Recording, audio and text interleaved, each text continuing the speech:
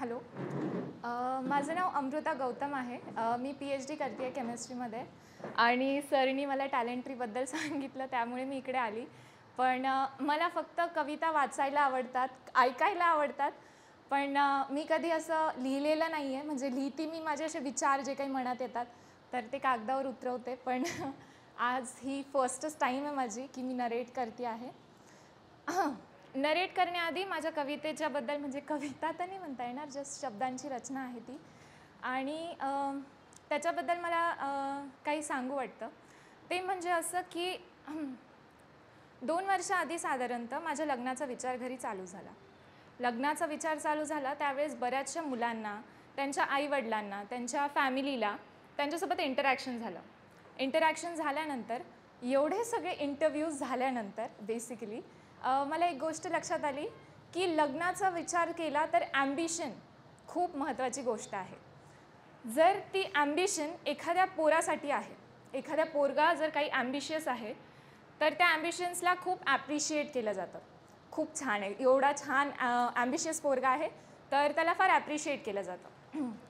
तीच जर ॲम्बिशन एखाद्या पोरीची असेल तर तिलाही वाव मिळतो. पण तीच मुलगी जर तुमची होणारी सून आहे किंवा तुमची होणारी बायको आहे तर त्याला फारसं ॲप्रिसिएशन म्हणतात ते भेटत नाही. बेसिकली मी खूप फॉर्च्युनेट होती की माझे आईवडील डॉक्टर बाबासाहेब आंबेडकरांच्या विचारांचे आहे.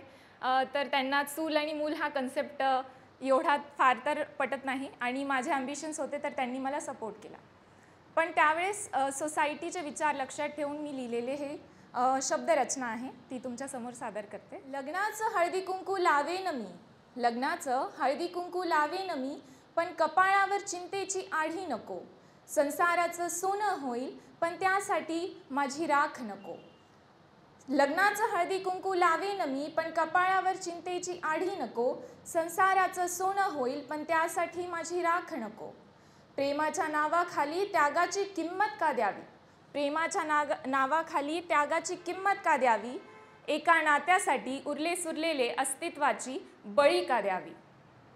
त्याग कर म्हणतात तोच स्त्रीधर्म मानतात, त्याग कर म्हणतात तोच स्त्रीधर्म मानतात. पण माझ्या अभ्यासात केलेल्या मेहनतीची कथा का तुम्हापैकी कोणाला माहिती आहे. माझ्या अस्तित्वाला तुझ्या नात्यात हरवायचं नाही, माझ्या अस्तित्वाला तुझ्या नात्यात हरवायचं नाही. संसारात रमायचंय पण स्वतःला विसरायचं नाही. तुझ्या सुखासाठी झिजेन मी, तुझ्या सुखासाठी झिजेन मी, पण माझंही काहीतरी असू देना. संसाराच्या या गोफामध्ये माझंही स्वप्न तू मला विणू देना. हवंय मला साथ तुझी, हवंय मला साथ तुझी, पण माझे पंख मात्र तू कापू नकोस. साथ दे आयुष्यभर पण माझी वाट मात्र तू मोडू नकोस.